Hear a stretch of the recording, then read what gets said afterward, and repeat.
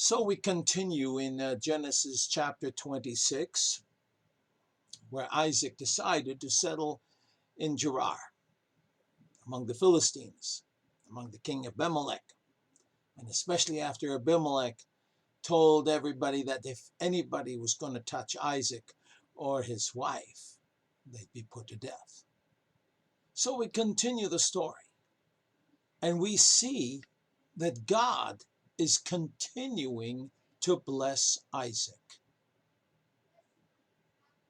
In verse 12 to 17, we are going to read. Then Isaac sowed in that land and received in the same year 100-fold, and the Lord blessed him. And the man waxed great and went forward and grew until he became very great. For he had possession of flocks and possession of herds and a great store of servants, and the Philistines envied him. For all the wells which his father's servants had dug in the days of Abraham, his father, the Philistines had stopped them and filled them with earth. And Abimelech said to Isaac, "Go, get away from us, for you are much mightier than we." And Isaac answered there. What did Isaac do? Isaac departed from there and pitched his tent in the valley of Gerar and dwelt there. A lot happened in these few verses. So Isaac settled in the immediate vicinity, the suburbs of Gerar, for a while, and he prospered. As we read, Isaac sowed in that land and received in the same year 100-fold, and the Lord blessed him. Wow. So, and the man waxed great and went forward and grew until he became very great. This is the first mention of seed sowing in the Bible. Do you realize that? I remember Jesus was talking about the seed sower. And again, there was 30, 50, 100-fold as the harvest prospered. And here we have the same at the place for a good harvest. Okay? Ancient records show a yield on the average of 20 to 30 times yield for a good harvest. But 100-fold definitely shows God's special blessing. Now, furthermore, in modern English, it says Isaac became great, and he moved on to grow until he grew very great. His greatness was defined by possession of flocks, possession of herds, and a great store of servants. A lot of employees. Today, he would be considered a big corporation owner. It doesn't matter.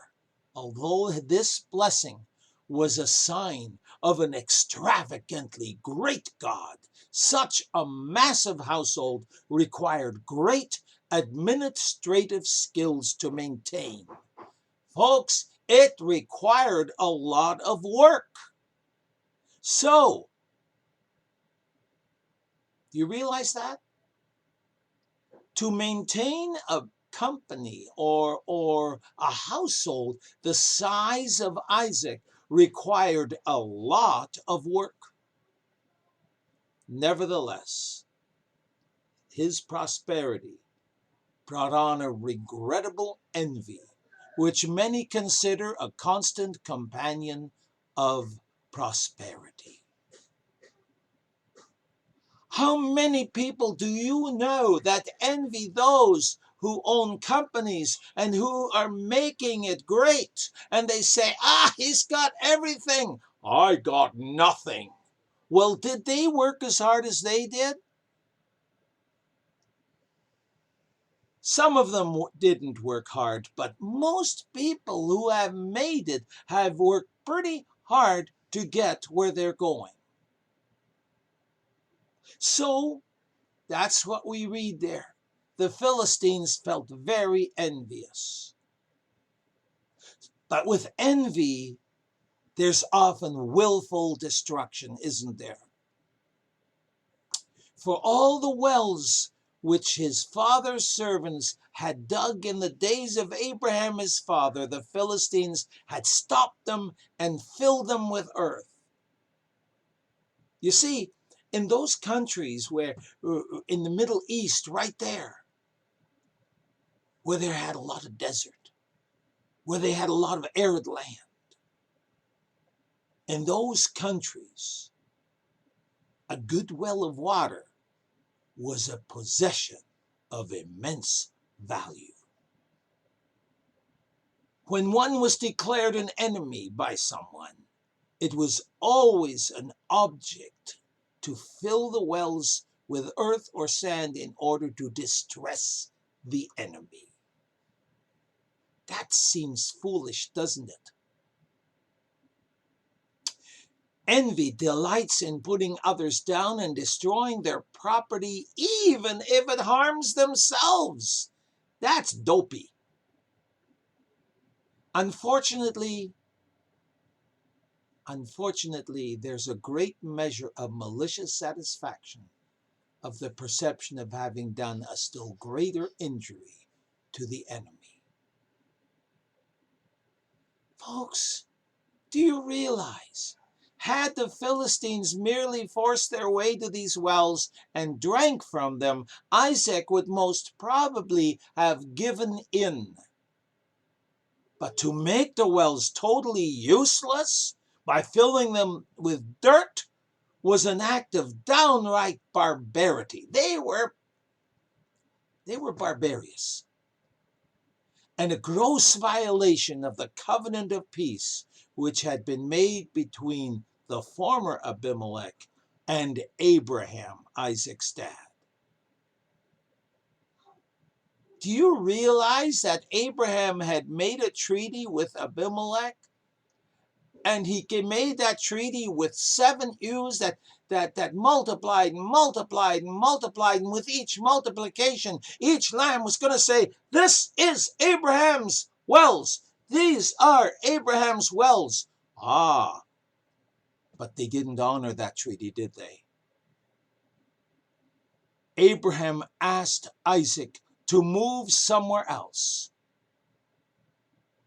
Isaac could have stood his ground. Do you realize?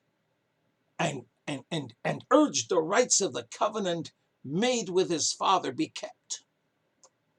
After all, didn't Abimelech say, "You are a mightier group of people than we are"? You know, Abimelech was taking his chances with Isaac, wasn't he? But Isaac was a man of peace and chose rather to concede his right than enter into a quarrel. So the story today is Isaac packed up all he had, moved out of Gerar, but into the Gerar Valley, which is also in southern Canaan, and pitched his tent there. You see, instead of fighting, Isaac decided to let the Lord fight his battles. Are you willing to do that? Maybe there's somebody that you feel has wronged you and slighted you. Are you going to get even? Or are you going to let the Lord fight your battles? Folks, I had a battle with that myself. There are many times when I was confronted with vicious gossip. But folks, I had to give it in. I had to give up. I had to give it up to God and say, "Lord, you fight my battles." And that is what Isaac also chose to do.